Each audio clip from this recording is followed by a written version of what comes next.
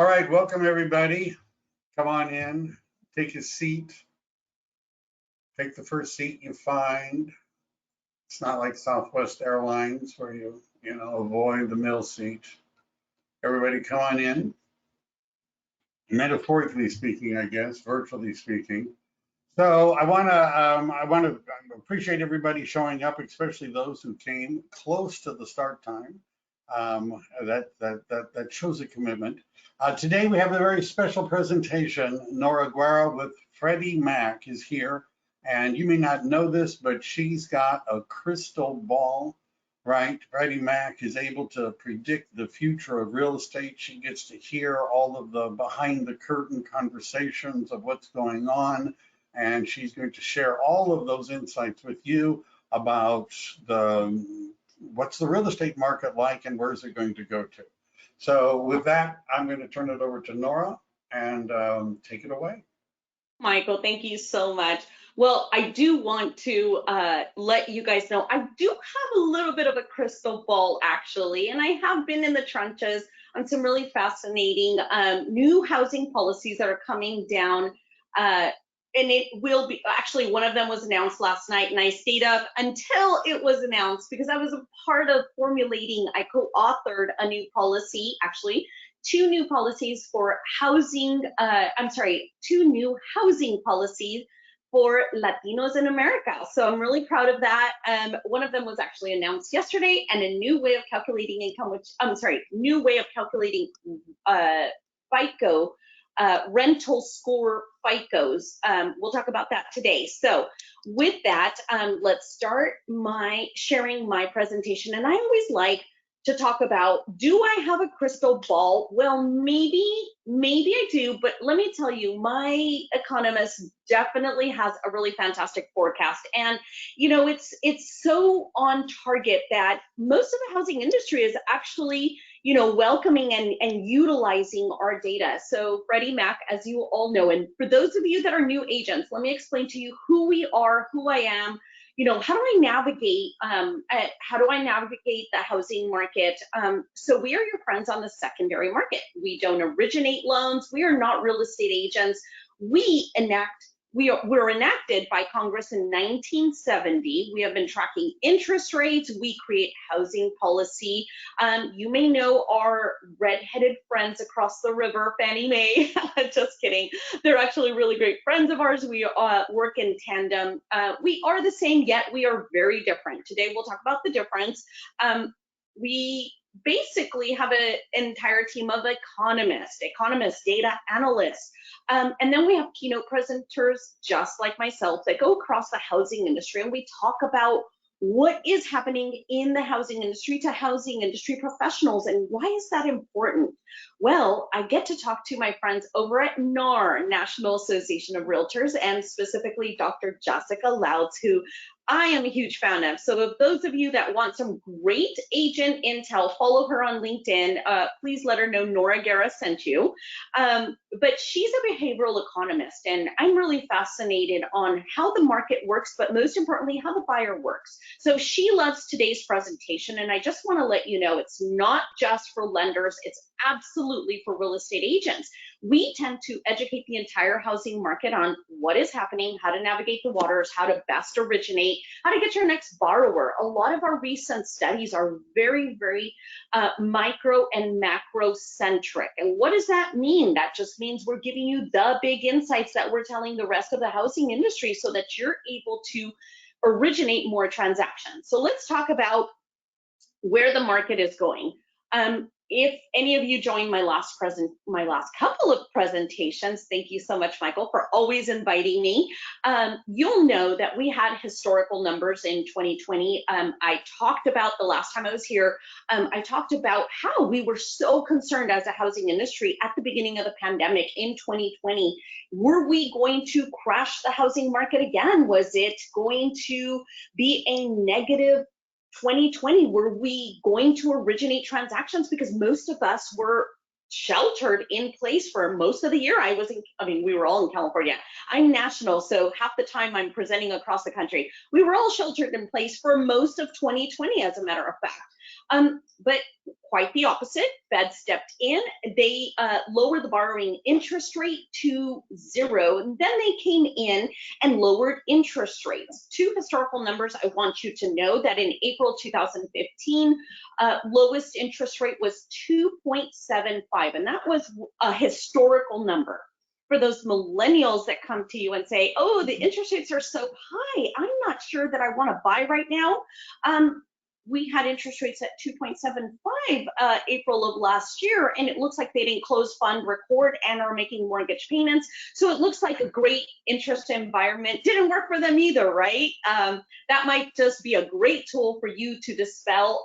Interest rate is not actually driving the market. So do know that purchase market in 2020 was $1.6 trillion and $2.9 trillion of refinance. So before you get mad at your originators, at your lenders, and you call them and say, what happened to you in 2020? You never called me. No, actually thank them. Because of them and refinancing all these borrowers into such low interest rates, we did not have a forbearance crash. We did not have a crash of the mortgage crisis, a crash in the mortgage crisis as well. We actually had borrowers who took advantage of just refinancing to the tune of average $2,000 to $3,000 a year savings ability and lowering their interest rate all the way down to 2 points.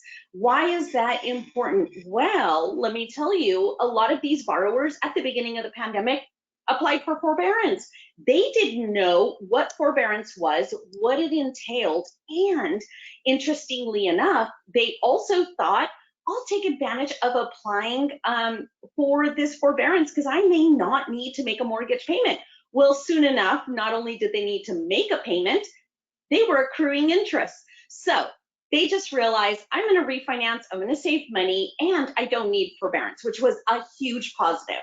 Let's move over to 2021. We actually ended the year with $4.8 trillion of mortgages. As you guys can see this graph, it's historical. Anytime a borrower or a millennial comes to you and says, I don't think it's the right time to buy, you might want to show them all of my statistics. By the way, if you see the drop, Michael dropped this entire deck. I love to leave you armed with a ton of data. I know you don't get, as real estate agents, you don't get a ton of data to present to first-time home buyers. I want you to utilize mine. I was once on your side. I come from the primary market. My friends at Freddie Mac tend to say, call Nora. She knows what agents and lenders want. So with that, historical market, historical years, what's happening in 2022? Well, a lot of those refinance borrowers have taken advantage of refinancing, saving, but guess what, agents? They are now your borrowers as well, because a lot of them took out equity and remodeled their homes, just kind of like how you can see I did as well. And a lot of these borrowers that took out a ton of equity not only remodeled their home, sold their home, and are now looking for other homes. But there's also a giant pool of borrowers that took out a ton of equity on their primary and are looking for secondary homes, investment homes. And guess what? They are going to rural locations to buy them. Stay tuned on that. I've got a lot of information to share on rural migration and rural purchases. Okay, so 2022, we are seeing a huge purchase market. Why? Let's talk about demand. I've been talking about it for the last 3 years. So with that, you're going to see, and I'm going to jump into 2023 because I want you to really be prepared. It's not going to be a refinance market. If there's any lenders in the room, nope. There's only LIR left, low income refinances, and those are across the country. If you originate in any type of affordable zip codes, anywhere that is called low to moderate income, then you've got a huge opportunity to refinance some borrowers. But outside of that, it is a purchase market. That demand is so huge, and I've been talking about that demand. If you joined my webinar the last time, let's see what that looked like, and here it is. And as you can see here, this slide just gets more and more aggressive every time I present. And the reason I say that is because every time we update this, I feel that the demand grows. And a lot of people tend to say, well, millennials are coming to the housing table. I've got the statistics. I'm going to share them with you. I couldn't even send this presentation to Michael sooner because I was getting a slide approved to be able to show you what my book of business looks like, because that really is your intel. That's the information you need and you want. Okay, so let's start with this graph. This is your business for the next 13 years. If you take anything away from today's presentation, this is how to find your next borrower. Okay, so let's start with household formations. Why is this important? Well, in 2013, we were high-fiving each other in the housing industry saying, great job. We are now out of the mortgage crisis. We created 653,000 household formations, historical number. We were just screaming at the top of our lungs because we just did not want that mortgage crisis anymore. But during a world pandemic, with us completely shut down on a national level and on state levels for most of the year, world pandemic, we actually created 1.5 million household formations. And that is the true number. I mean, that is historical. That is, I don't think any economist could have ever projected that number. So now that you know, is it a strong housing industry? Please note, these are historical numbers I keep talking about. Historical low interest rate. And for those of you that are new to the market, I'll start with interest rates. I was telling Michael, I started my career. He won, by the way. I started my career, I was 19 years old, underwriting subprime transactions at 19% interest rate without a computer. I was manually assessing risk myself. I remember I was so nervous about signing a lot of loans at 19% interest rate because they came with a fun 10-year $10,000 prepayment penalty. And at that time, Tiller RESPA didn't exist. So borrowers used to call me over the phone and thank me for the 19% interest rate. So before someone says, it's such a high interest rate market right now, oh my gosh, how are we going to get through this?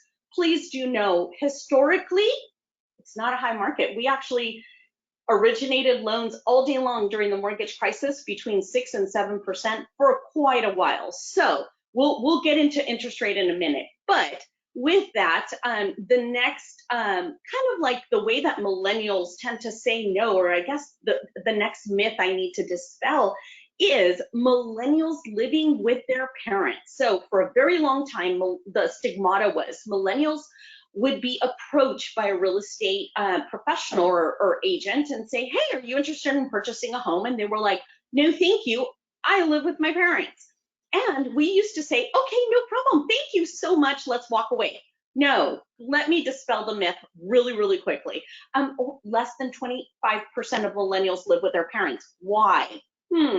Well, oldest millennial is now turning 41. And the youngest millennial is now 25, turning 26. So they're graduated from college. They're fully immersed in the workforce. As a matter of fact, we might have a ton of millennials on this call, which I'm excited about. During a lot of my surveys, my studies with millennials, we extract a ton of information. And what we are realizing is the pandemic really impacted millennials a lot, especially in housing. So that demand that's coming, it's so aggressive. They are now desperate to pre-qualify and buy a home. Is there inventory? Is there, is there enough inventory for them? We'll talk about that in a minute. So millennials, less than 25% live at home. I mentioned world pandemic really impacted them. Why? Well, most millennials were actually renting in urban cities, sitting in that 500 square foot studio, paying over $3,000 in rent with their roommate. And as soon as they went remote, they soon realized they were living and working in 500 square feet with a roommate. So no, they actually, as soon as the company said, hey, we're going full-time remote, they went back to live with their parents. So maybe this statistic might be a tad higher, but it's not, because millennials for one entire year got pre-qualified at such an aggressive rate. What happened? Well, millennials got a little smart on us real estate agents, and I need you guys to know that. So what did they do? They got pre-qualified, and they soon realized they can actually own a home, get pre-qualified for a home, equivalent to rent payment, because rent rent payment appreciation is higher than housing appreciation, which we'll talk about that in a minute. And what they realized is to find inventory, they migrated rural all over California. And we're going to talk about California exit migrations. So yes, a little bit of these millennials still live at home. It's more of the younger millennials, but younger millennials have a really great positive outlook on purchasing a home. So those are going to be your borrowers. Okay, minority share of households. Why is this important? Well, guess what? Your borrower looks so different from the borrower I was manually underwriting in 1990 something. That borrower was, their challenges were mainly credit. It was Gen Xers, my generation, and we were heavy credit card users. We also had a ton of student loan debt. Actually, we had twice as much student loan debt as these millennials. Now, the borrower looks minority. So if you want to know how to best service your next borrower is to know the challenges, but also offer solution to these minority borrowers. Latinos in the next 3 years are going to be the majority, no longer the minority. So please do know there is a huge opportunity for AAPI borrowers, especially in Northern California. I'm set to go speak at ARIA, and I really want to educate all of us on how to be able to help these minority borrowers. But really the projection is 75% of your business will be minority borrowers. So if you want to create a niche borrower strategy, go granular, start looking at minority demographics on how you could service these communities. Now let's talk about the big word, which is demand. And what does that demand look like? How large is that demand? Well, can I tell you, I have been once a commissioned only loan officer, then real estate agent. So 50 million mortgage millennials are coming to the housing table in the next 13 years. I mean, that is the biggest historical demand in America. And really, I can't tell you enough, you need to be very prepared. Now, a lot of you are in, actually, our entire state, I'll say that.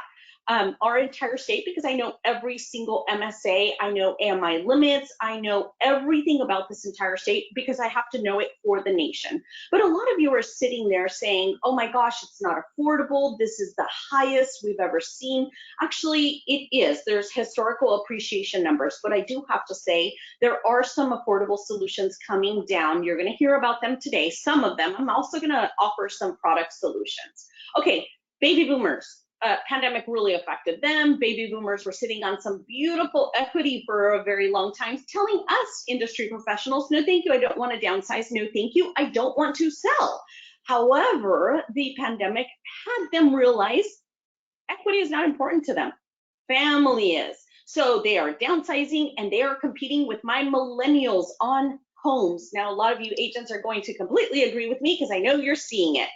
Okay. Now, let's see here, housing appreciation. This map is really important to you. Why is it important? Because it's another historical map. Never have we had 18.6% housing appreciation on a national level. This is another very important historical number. However, let's look at California, 19%. So last year I was presenting on this map and it was the 2020 one-year housing appreciation map. And guess what? It was at 12%. So we jumped from 12% to 19%. But guess what? We have a big migration of Californians leaving California. And where are they going? Well, look at my blue states. The dark blue states represent the California migration, the big California migration. How big is this? 328,000 household formations left California last year, just in 1 year. Well, they're feeding into Montana, 31% housing appreciation. We must have all saw Yellowstone and decided to own a ranch. We saw what they did to those California ranchers though, right? That wasn't good. All right, and Idaho, 37% housing appreciation in Idaho. Now, I have recent statistics for all of these, but the reason I show you one entire year, January to December 2021, is rate of return on investment. A lot of these millennials are also saying Is it the right time? Should I be investing in a home? Is this a good investment? Or should I go Bitcoin? No, don't go Bitcoin, actually. That's a very volatile market right now, as all of you are seeing. But can I tell you, housing appreciation is a way to close generational wealth gap, not only for minorities, but for all first-time home buyers. This housing appreciation increase can absolutely be a phenomenal investment. Imagine if a first-time home buyer actually bought a home in California and in 1 year had 19% housing appreciation. All of a sudden, their investment has grown 19%. I am in finance. I have a degree in finance, and I wonder if there's anything else you all can suggest in the chat box that can guarantee 1 year, year over year, a rate of return of 18.6%. And I would like to say, I don't think that's possible. So important for you to know new housing trends. Let's talk about it. Okay, California, so guess what? I just told you, migration. We have in migration from urban out of suburban into rural. Rural is the name of the game right now here in California, but we also are seeing an exit migration out of our state. Now, before you get really, really panicked and you're like, oh my gosh, Nora, they're leaving us. No, they're not in big droves. However, we are impacting these other states. As you can see, my yellow states are, or I should say, my yellow states represent that high outbound. And as you can see, California should be in highlighted yellow. We are feeding everybody. Why? Our state doesn't have inventory. We are deemed as completely not affordable, but I'll be honest with you, the rest of the country is also deemed not affordable. There's a recent article or a meme someone sent me, and it was the governor of Idaho. And he was at the bottom escalator of an airport, and he's holding a sign saying, Californians, go away, we can't afford you. And that's basically the truth of that state. They can't afford us. They can't afford our GDP, our dollar, our income, and we are coming in aggressive with some heavy, heavy equity. So that's really impacting. How do we keep Californians in California, though? How do we make this a marketable market? Well, guess what? Rural. I continue to say this. So I'm going to give you a really great example for those of you that are in Southern California. I have said this in my last presentation to you. If you didn't join us back then, I want to say it again, or maybe I want to reiterate. Southern California right now, rural is the name of the game. Let me give you a really great example. I have a study happening that is observing housing appreciation in out of LA County, out of San Bernardino, well, actually out of LA County into rural Palm Desert, Palm Springs. I don't know if you guys know, but recently Disney acquired 683,000 acres, I believe. Yeah. And housing appreciation in Palm Springs alone, 43% year over year. I hear it's even higher right now. Palm Desert is actually housing appreciation estimation right about 43%. So no longer is weather or great weather kind of like that impact to where you're going to live. Now check this slide out. Rural is dominating an urban exodus. So what's happening is basically a lot of these companies are going remote. They love remote. Why? Brick and mortar, extremely expensive. So what are we seeing? What are the big trends? This is the big trend for you. If you're a real estate agent and you've had your comfortable, farm area that you've been farming for the last 5, 10, 15, 20 years, real estate agents, you really need to migrate out. Look at rural zip codes around you. I'm going to give you a free tool that can help you actually look up these zip codes, look up these areas. Why? There actually is inventory in rural areas because it was never desirable. Also, millennials are finding rural purchases affordable. They're qualifying for it. So I mentioned that young man with, actually he's part of a study, his name is Joshua, and he had that 500 square foot studio in downtown LA, and he and his roommate actually went back home and they did get pre-qualified, and they actually bought a 3-bedroom, 2-bath home in Palm Springs far less than what he paid in rent, and he rented out all his rooms basically to his friends and roommates. But can I tell you, that's the norm. That is exactly what they're doing. They got in front of it, they got ahead of us, and they migrated to where it's affordable, knowing that they may be a permanent full-time remote employee. Now, I tell you this because this may be a conversation you want to have at the beginning of kind of talking to borrowers. Hey, you know, are you pre-qualified? And where are you looking to buy? By the way, are you remote? Super important questions. Now, let's talk about your borrower. What do they look like? Well, guess what? They're millennial, and some of them are baby boomers. We'll talk about that in a minute as well.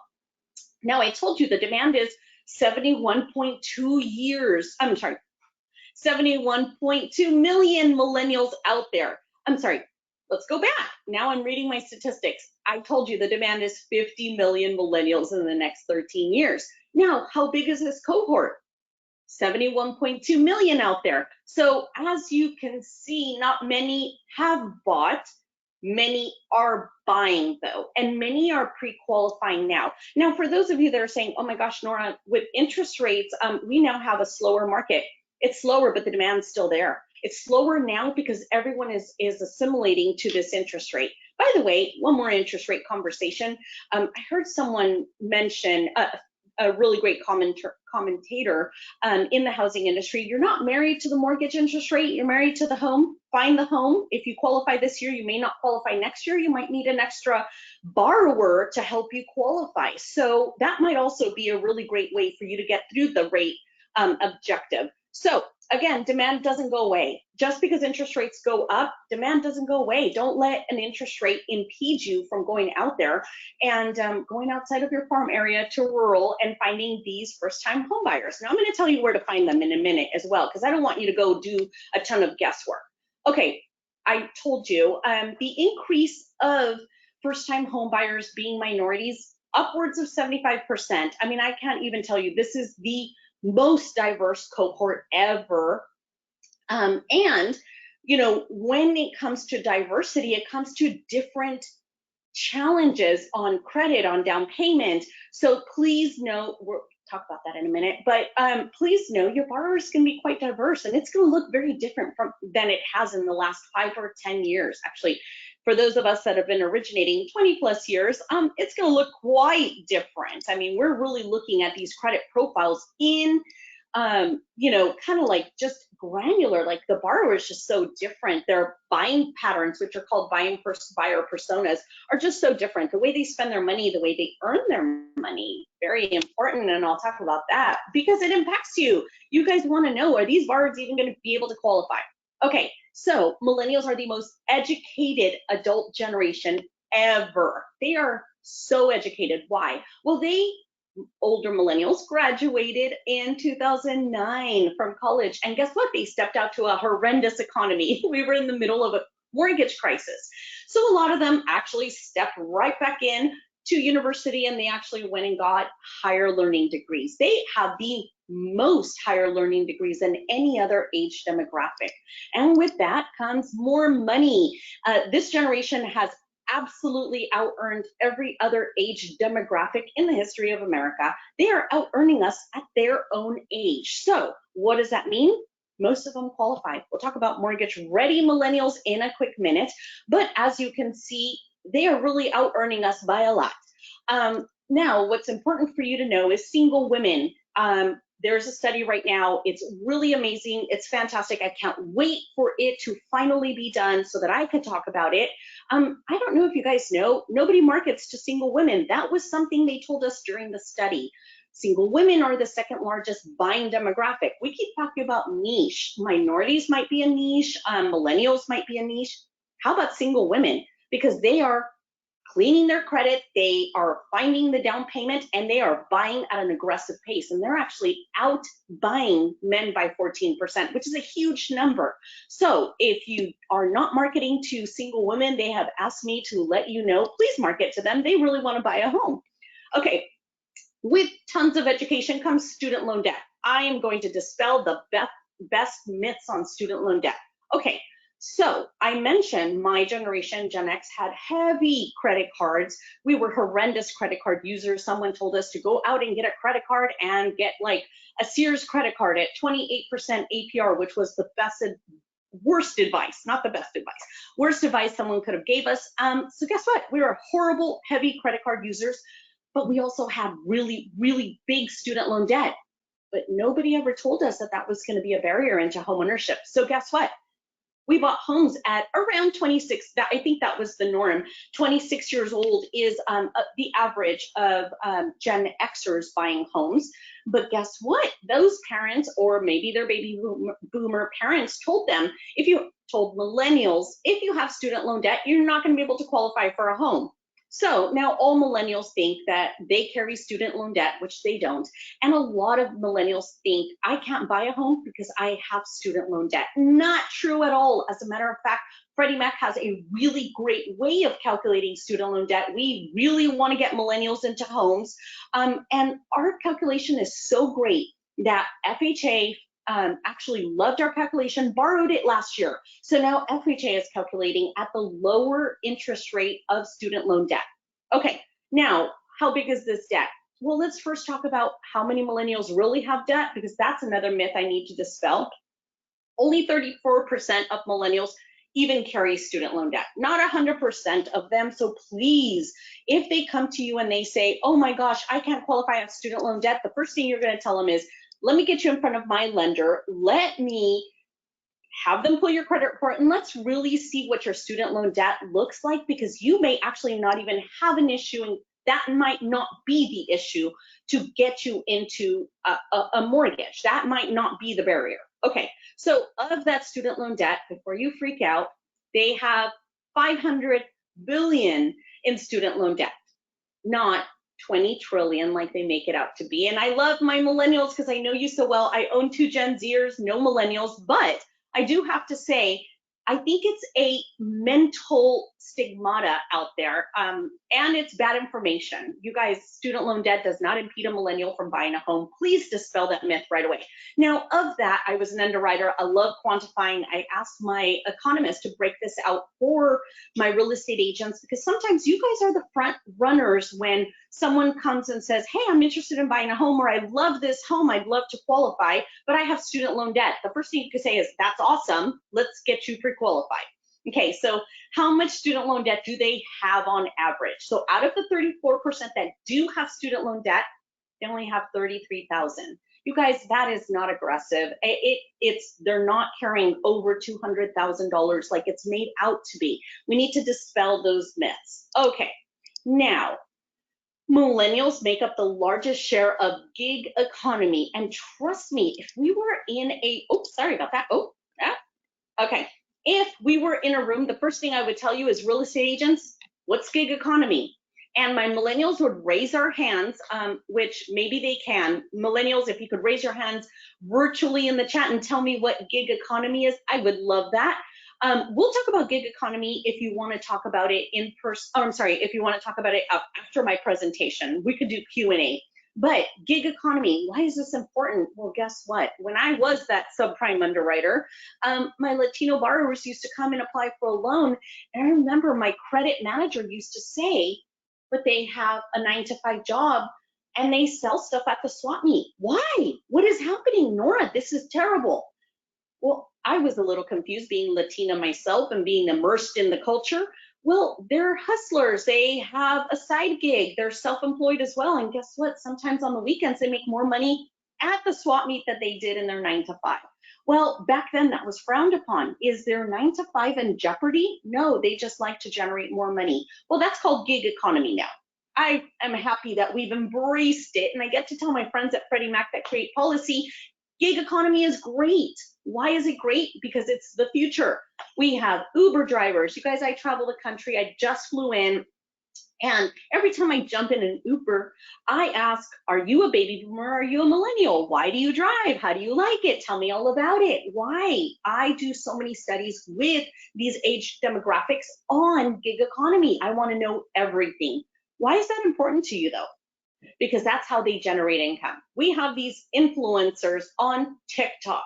They are making $600,000 to $700,000, and they're not investing into a home. I want them to be your borrowers. San Francisco, if you're out there, those should be your borrowers because they can afford those homes out there.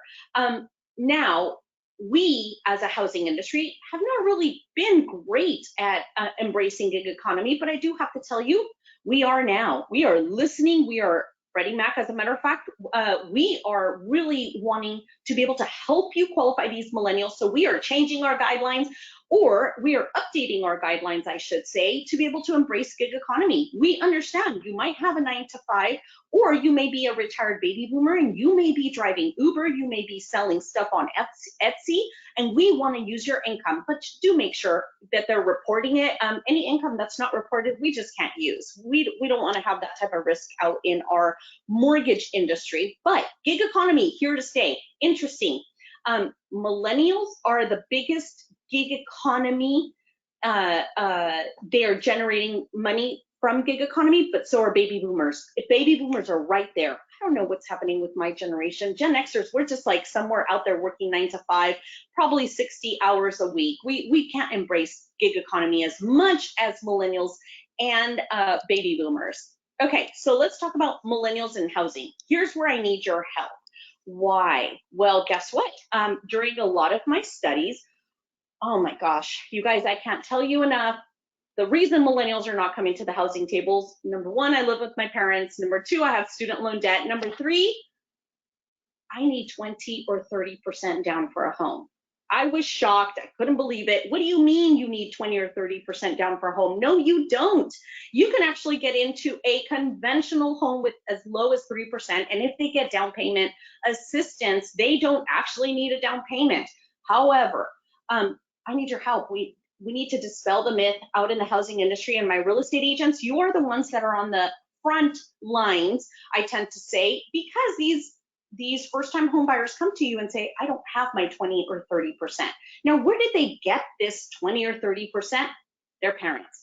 They actually have a really phenomenal study. And by the way, I may come out to present in person with you.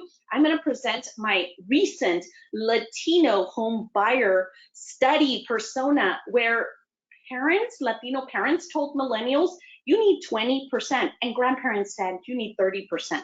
Well, guess what? Yes, absolutely, back when they bought a home. But we now have progressed. We don't have any of those programs where they need those type of loans. As a matter of fact, what's interesting is grandparents probably had a 5, 10, 15, and 20-year amortized mortgage before 30-year mortgages were even a thing. So please dispel the myth. You do not need 20% down. Now, I have a slide which I don't have in this deck, but when I come in person, I will absolutely have it for you. It will take a Latino person, just one individual, or individuals qualifying for a mortgage, 24.3 years to save 20%.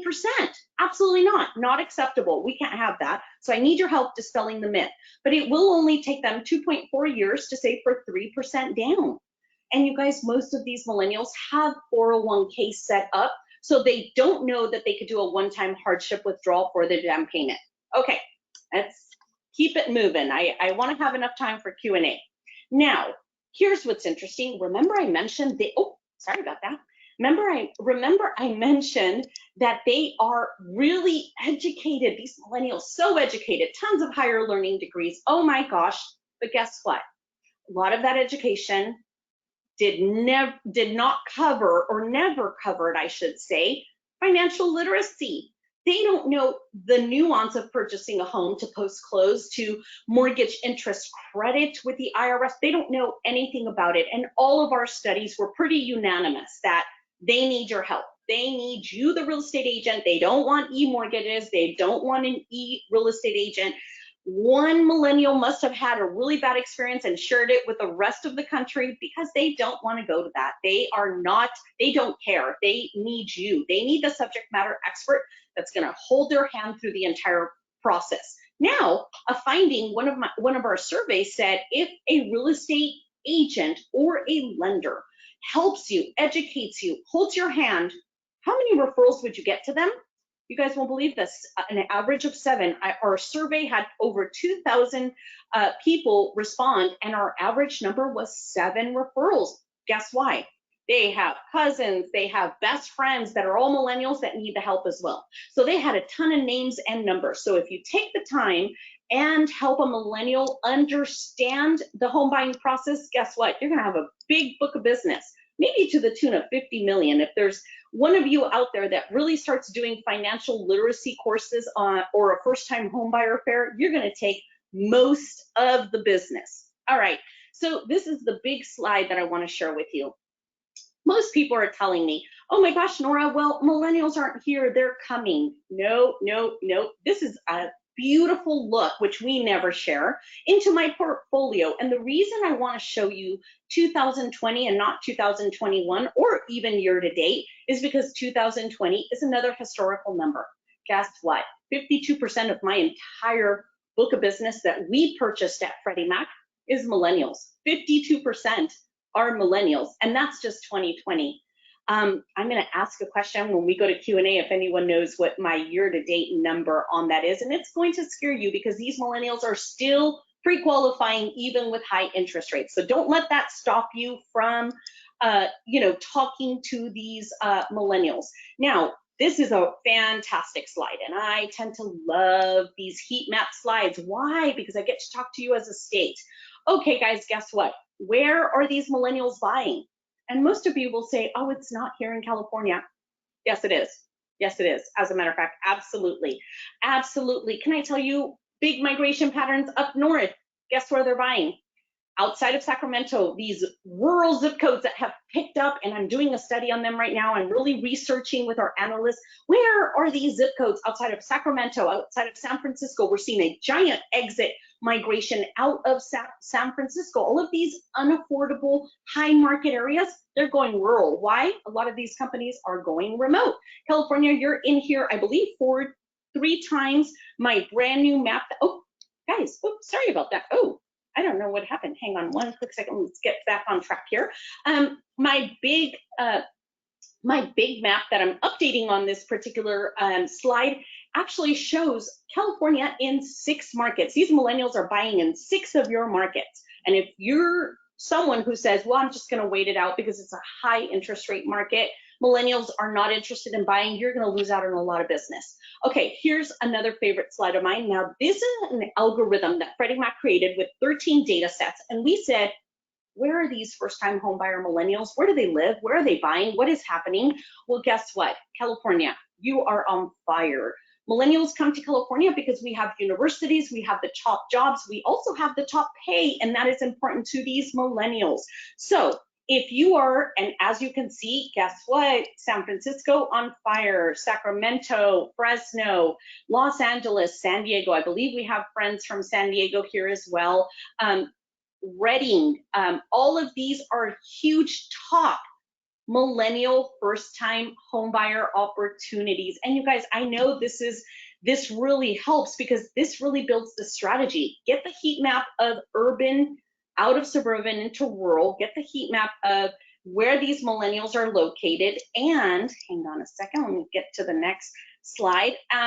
Let me show you these statistics. So most people tend to say, well, Nora, there's not really a lot of millennials where I live. Actually, yes, these are the top markets for all of California. The reason I didn't pull north or south, I did the entire state, is to show you California has millennials. We own the millennial market. I don't get to say that across the country, and trust me, I present everywhere, every single state. Yellow represents younger millennials.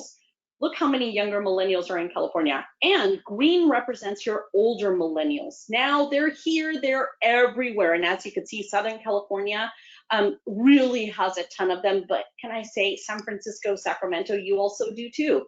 Now, minority share, where are the minority borrowers? Oh my gosh, you guys, look at that bright yellow, kind of orange, no, kind of yellowy color. Those are your Hispanic Latino. Our entire state is filled with Hispanic Latino, but we also have really great representation of AAPI borrowers and Black African American borrowers, and we all need to help them. Minorities need to gain access into homeownership. Now, orange bar, this is my favorite slide when I present in person. Most people say, well, Nora, everybody there's no renters here. Everybody's already bought. Not true. Orange represents renters in these communities, and blue represents borrowers who own one home but are looking to buy a second home. Now, FICO scores. I was an underwriter. FICO and credit is extremely important to me. Now, on the US average, we have 706 mid-FICO. We have done a really great job as a housing industry to say, clean up your credit. If you want to buy a home, you need credit. Okay. So California as a state, phenomenal, 717. For my lenders out there, if you hear 717 all day long, yes, absolutely. Sometimes even on Saturdays, right? That's a really great FICO. El Centro needs help. 671 average mid-FICO. Why? Financial literacy. A lot of my farm workers, I actually really focus on this territory. I have gone out. I have educated migrant workers on financial literacy in regards to credit. Los Angeles, Long Beach, and Anaheim. Mid-FICO of 716, definitely affluent areas.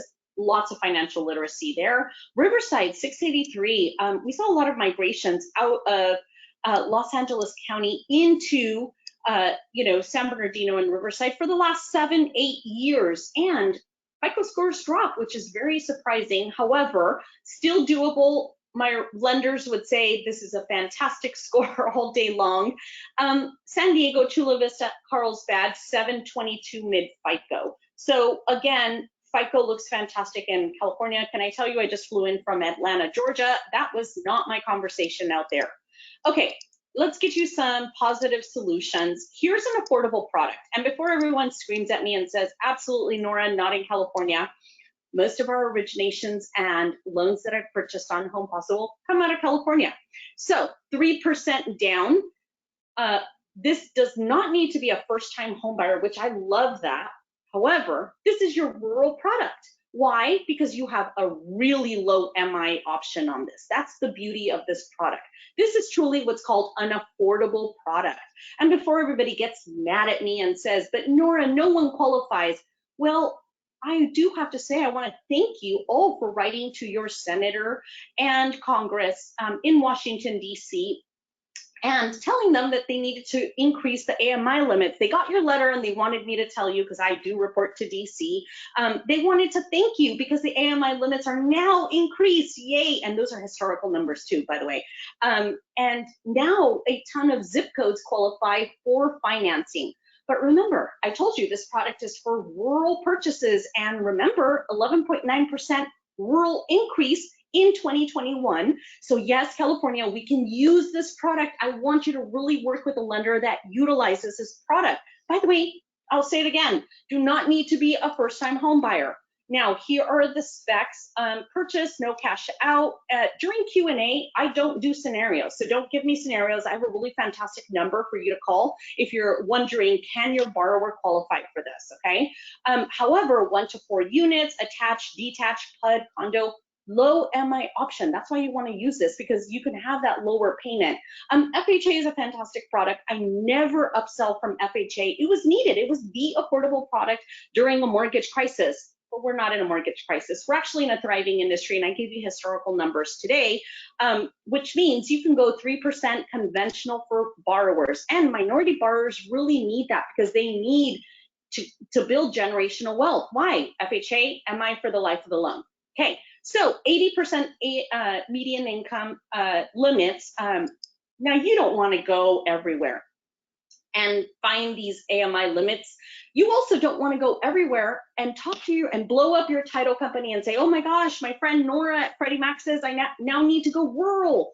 I need a new farm. No, you don't need that. Actually, we have done the guesswork for you. This is the Home Possible income and property eligibility tool. You just need to type in a zip code, an MSA, a city, wherever you want to work that you know is rural near you. And guess what? We are going to give the guesswork out of there. We are going to show you, number one, the AMI limits and if they qualify for this product. Number two, we're going to show you all the down payment assistance possible and available. And we're going to give you links. We'll tell you if they're out of funds. We'll also show you, this is how you can create your niche market. This is a free tool.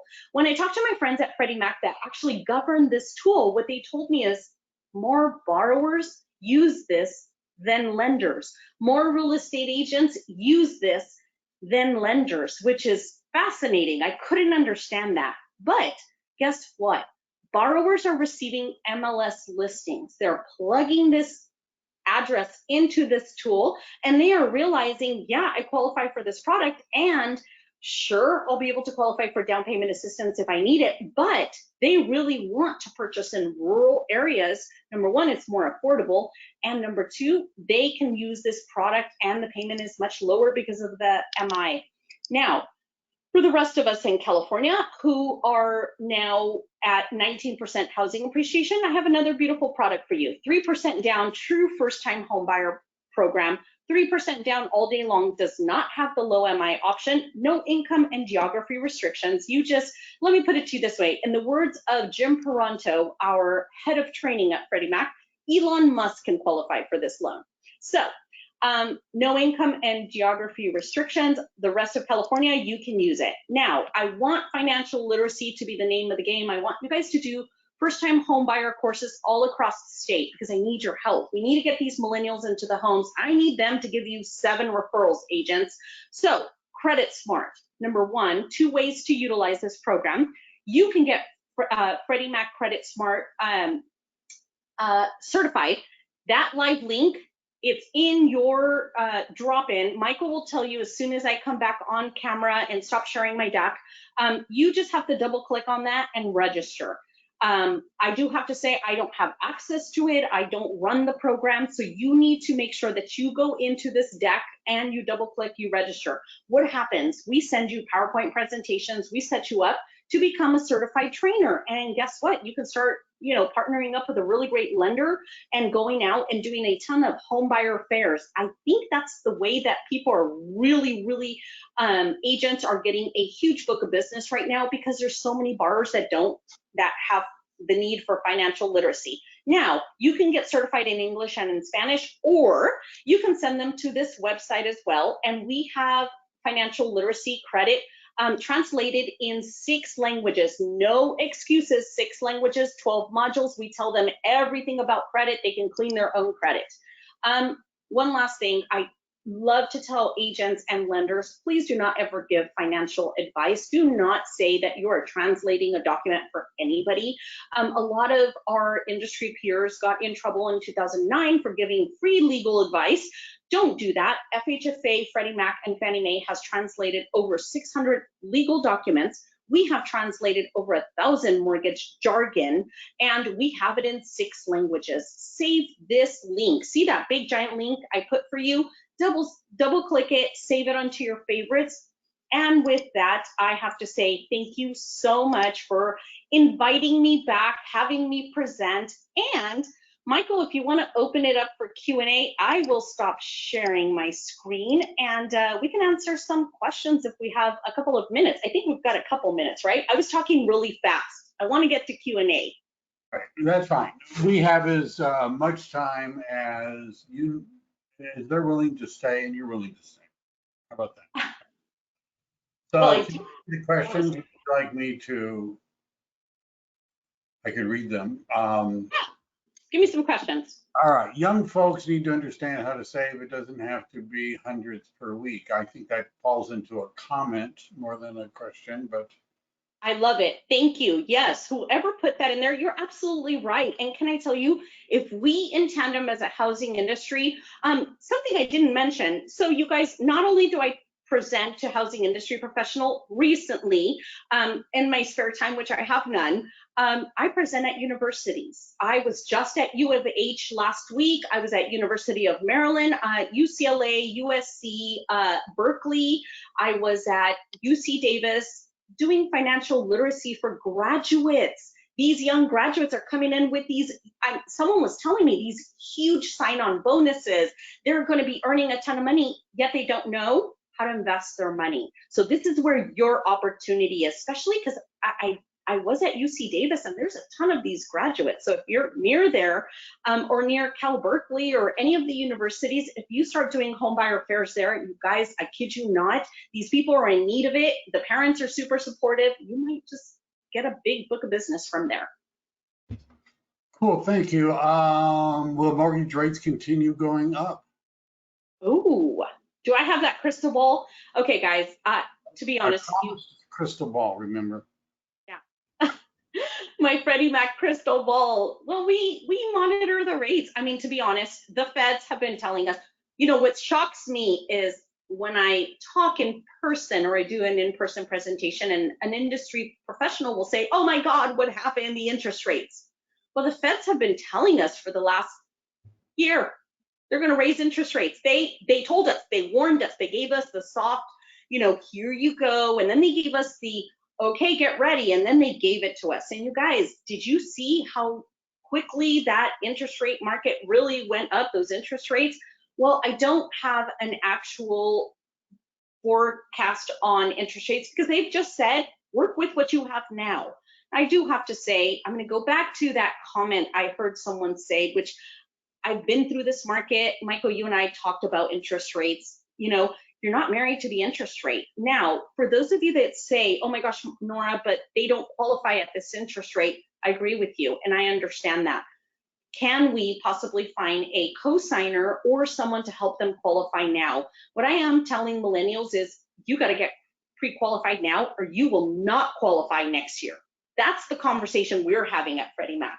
If they don't qualify today, they're going to need a co-signer next year. So I just, want to give it, and it's not negative news, it's just the market. And if you're in real estate, that's one ever-changing market and business. We have to go with the flow and we need to be able to sell in every single rate environment. That's a huge kind of win for us if we do. If you adapt to that interest rate market, you're going to be just fine. Remember, they're not married to the interest rate, they're married to the home. When certified for Credit Smart, will the certification last forever? Oh, say that again. Sorry about that. When certified for Credit Smart, will the certification last forever? Oh, great question. You're certified for 3 years. We remember financial literacy changes all the time. We're changing guidelines, we're changing policies, we're changing a whole bunch of stuff, but I want you to have our newest PowerPoint information. I want to give you all the data. So 3 years, it's good for 3 years. In English or in Spanish, if you're bilingual, you guys, there's not a lot of Spanish certified Credit Smart people. I think you also can build a niche on that. Okay. What is the name of the NAR rep? I think it's the economist that you follow on LinkedIn. Oh, Dr. Jessica Lautz. Okay, here's what I want you to do. I share, Michael, you follow me on LinkedIn. I share 3 big studies a week, everything that's happening at Freddie Mac. I want you to copy my presentation or my links and my verbiage, put it on your social media handles, present it as yours. Now, Dr. Jessica follows me, I follow her. Her name is Dr. Jessica Lautz, behavioral economist at NAR, National Association of Real Estate. How would you spell Lout? Lautz, L-A-U-T-Z. L-A-U-T-Z, just like it sounds. All right. Yeah. And you also could look, you ought to find Nora on LinkedIn. All right. Tell her that Mike sent you, all right, or whatever you want. Yes, you guys, please. I love to share data statistics. If you just want to stay relevant in front of your community, you guys are the subject matter experts in your community. Absolutely, please, follow me on LinkedIn, borrow my content, borrow all of it. I want you sharing it as yours. I want everyone to understand you're watching these presentations, you know what's up. Okay. What are some good markets to buy second property for investment purposes? Okay, so in the entire state of California, I'll be honest with you, there's so many I can't mention them now because I need a heat map. I would need to create you a heat map, which, by the way, you're probably thinking, why don't you? Well, I'm on it. Now, what I have to say is use the tool. Remember, it's free. You get to find your own areas that are, really that affordable market. That's what the tool is for. It's free. You type in the address. It shows you. It gives you, it highlights the actual MSA city. I mean, it's granular. You can go by county. You can go by city. You can go by zip code. You can go by address. So get granular on wherever you're at in California. I am working on a heat map to bring to you. I would love for that heat map to be ready by the time I come present. By the way, we're thinking, Michael and I, of doing a presentation, maybe August, maybe September in person. I'm gonna bring whole brand new data. You guys, I told you I put together, my economist put together in tandem with me, a huge buyer persona. It's 100% about buyers. Real estate agents, I don't think you have enough presentations that talk to you about buyers. I want to present it to you in person. So hopefully you'll join us. Great. Judith asks, what's a gig economy without a lengthy explanation? You covered that, but maybe you want to take a second. Let's say it again. Yeah, it's anyone who is self-employed, but they're generating different or aggressive. All right, Jeffrey Smith, I got your LinkedIn request. My manager was also texting me saying, hey, you're being requested in San Francisco for a presentation. So San Francisco, I might be headed your way soon.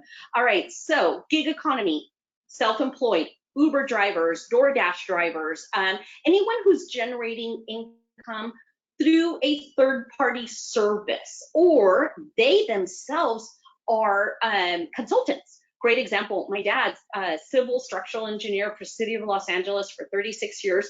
He's also a mortgage broker. He totally hated it. My mom made him do that, but he's such a great engineer. He's a consultant. He's generating fantastic money, yet he's retired. We're seeing a lot of that. That is gig economy. Why is that important? I told you, you guys, these millennials and baby boomers are so immersed in gig economy, we need to be able to qualify them, okay? Great.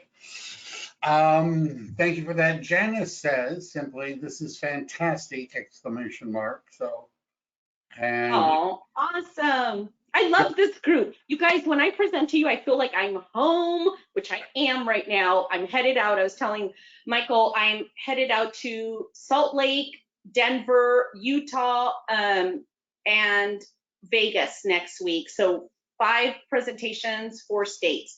But when I present to you guys, it's like I'm presenting to my people in California, and I speak your lingo. Trust me, I know you guys need a lot of help. I do mention it to all my partners out there, the real estate associations, minority associations. I want to get you as many presentations and as much data to help you originate, okay?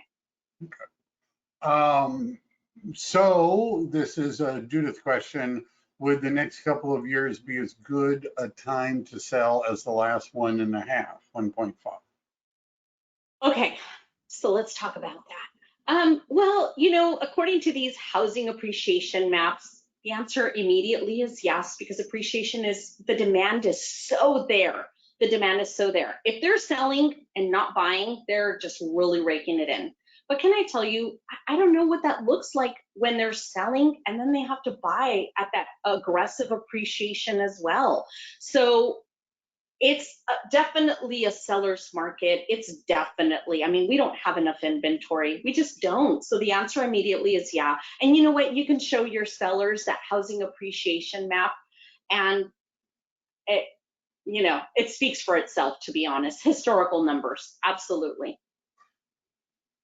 Cool. Nora, this is from Glenn. Nora said she started at 19 years old and she still looks 19. Oh, what? Glenn, what? Stop. My teenage kids will be like, yeah, right, my mom. Thank you. I appreciate that. And Judith says that Nora is one of the best, clearest speaker I've ever heard. However, she also wants to know, what about Santa Clara County statistics? Oh, yes. As a matter of fact, Santa Clara County, I was just there about 4 months ago. So Santa Clara, absolutely a hot market. Do me a favor, send me a LinkedIn message. Let me see what I can get you in Santa Clara. I might actually have some stuff. Not promising, but I'm pretty positive. I just presented out there, so I might have something granular for you. It's not just there's most of the people I think are from Silicon Valley. Okay. Yeah. Yeah. And you know what, Michael? Let me see if I could. As a matter of fact, hold on a second. Michael, if I find it, give me a couple days, you guys. I do have to put in a request, and sometimes it takes a couple days. If I can, let me see if I can get you some granular, really good heat maps, maybe some stuff out there. I'll put some talking points on there for you. Bear with me. Let me see if I've got some stuff. I might have a little more granular. Let's see if I do. I'll send it to Michael. He'll distribute out to everyone who attended. And anyone who sends me $5, I'll get it sent to. For lunch. So Judith says I'm hard to hear. That's probably a good thing. And Janice says she wants to get certified. That's also. Okay. Pamela has more of a question. How does someone who works in the electrical union but doesn't work all the time but makes $60, probably $60,000 a year, how do they get a loan for a duplex? That's a very specific question. It is. So this is my question on those scenario questions. Okay, I'm hoping I have some of my great clients and lenders out there. This is a really great scenario for you to pose to your favorite lender. Now, if they say, oh, let me get back to you, there is a great tip that I can give a lender out there that's listening to me. You're probably my client anyways. Call 1-800-FREDDIE. Let me tell you what that does. I've got so many of my great underwriter friends on standby waiting to help you structure a loan on a Freddie Mac platform. So if you want to use a Freddie Mac product, this exact scenario would be the reason you want to call 1-800-FREDDIE. It's free. You don't need to do anything. You just need to call and discuss the scenario. So we want to help real estate agents with these type of questions, and your favorite lender can pick up the phone and call 1-800-FREDDIE. Okay.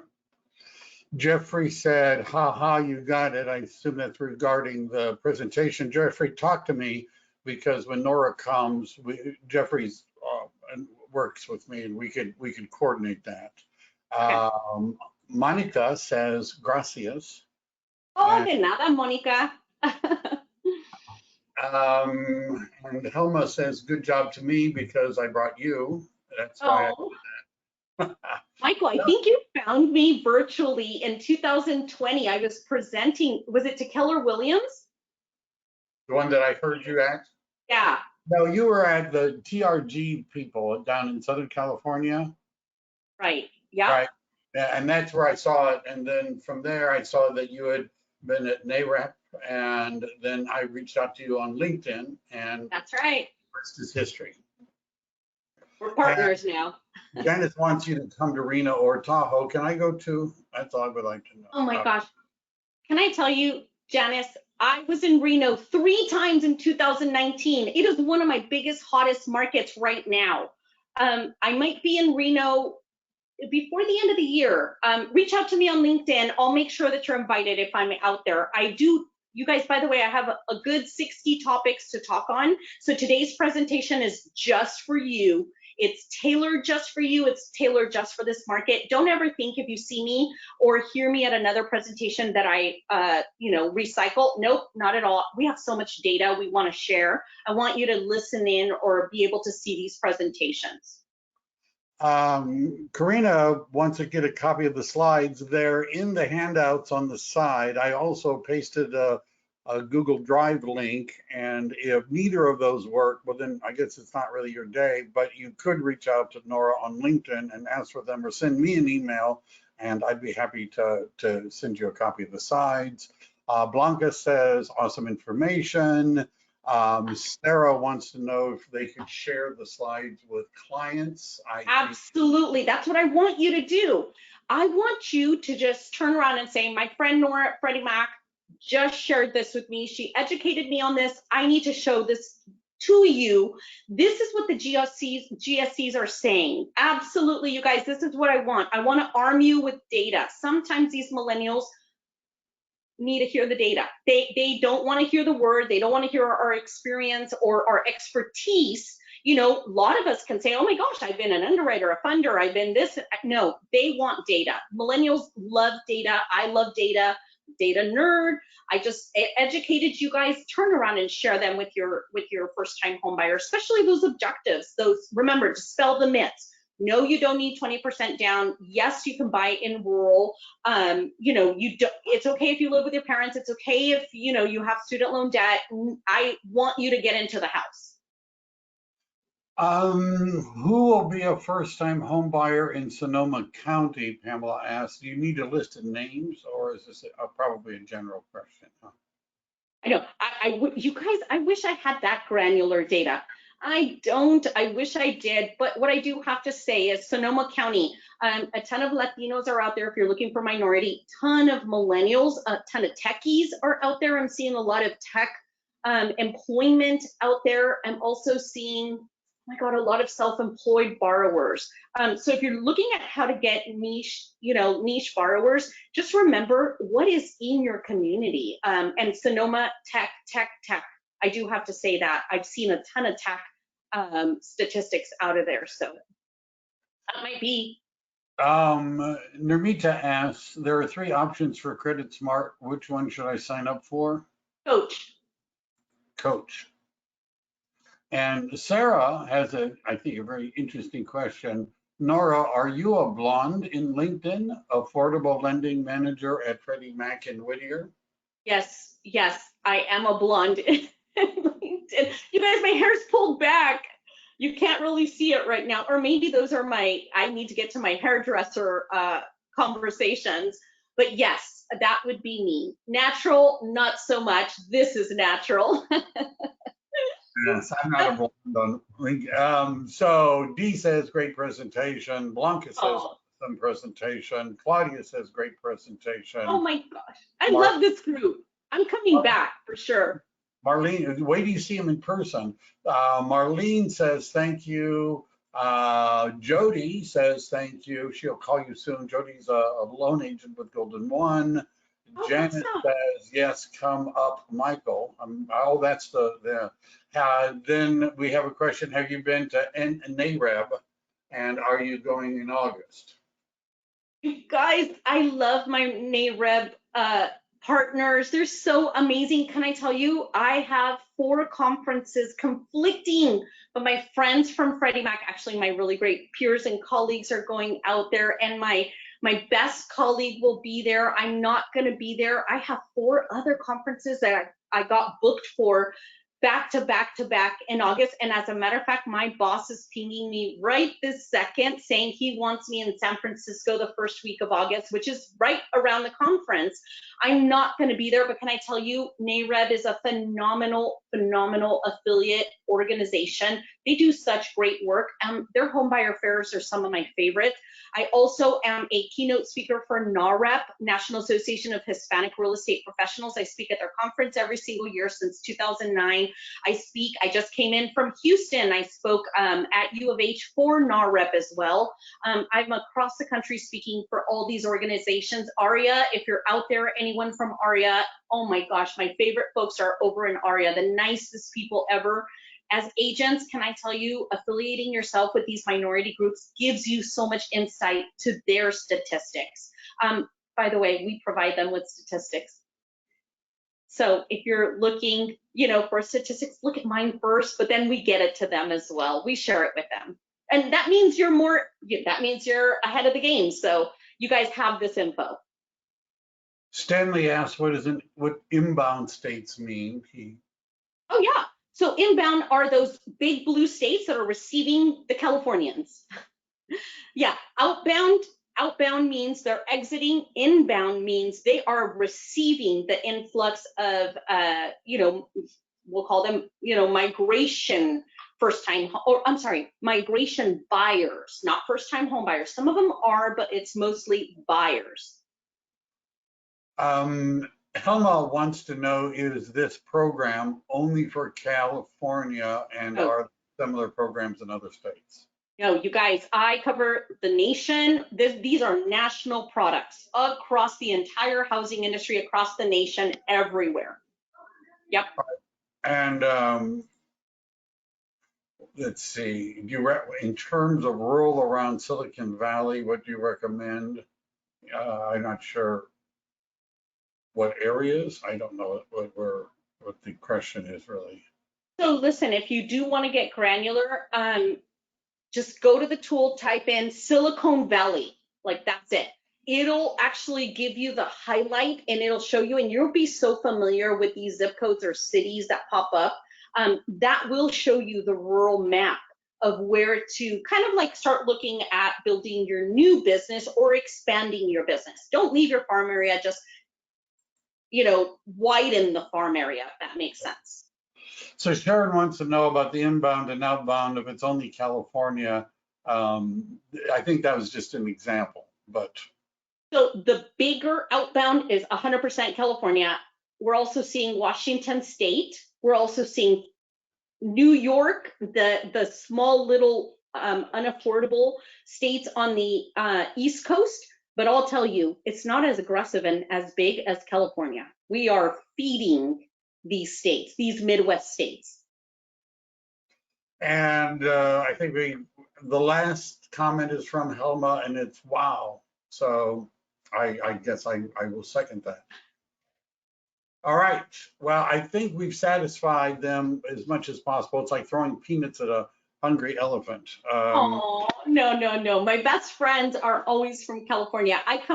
You guys, it doesn't feel the same when I'm out presenting at other states. Sometimes the message isn't as positive as today's. So, but I do have to say, I love this group. I'm so glad to be presenting to you.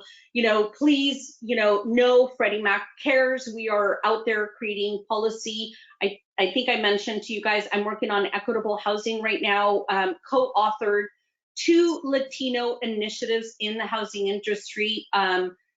I'm really excited about them. Trust me, I hear you. I understand California. I'm trying to get you as much help as possible. I'm only one little person, but can I tell you, solution to inventory, that's what I'm working on next to present to you guys. So if I come in person, be ready for those conversations. We're gonna have them, I promise.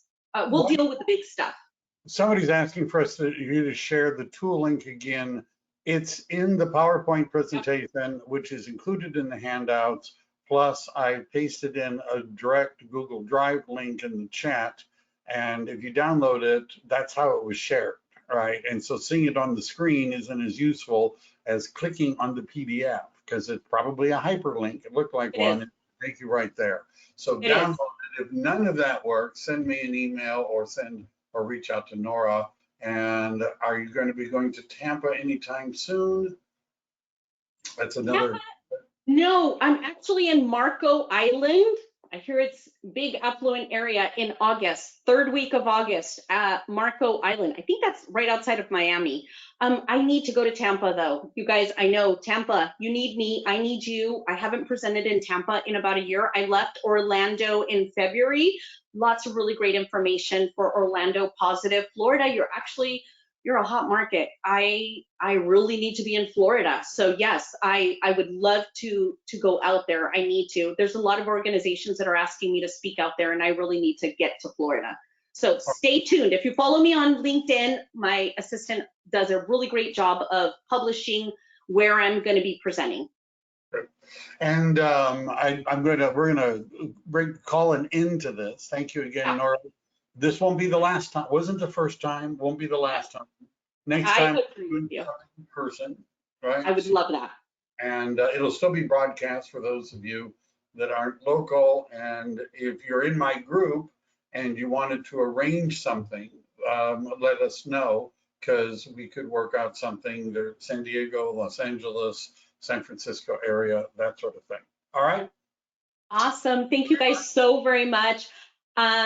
I am your friend on the secondary market. Can't wait to see you guys again and present to you. Go sell, go give this information out to my millennials that need our help. And I'll see you guys soon. Michael, thank you so much. You guys are such a great group. Good seeing you again, Nora.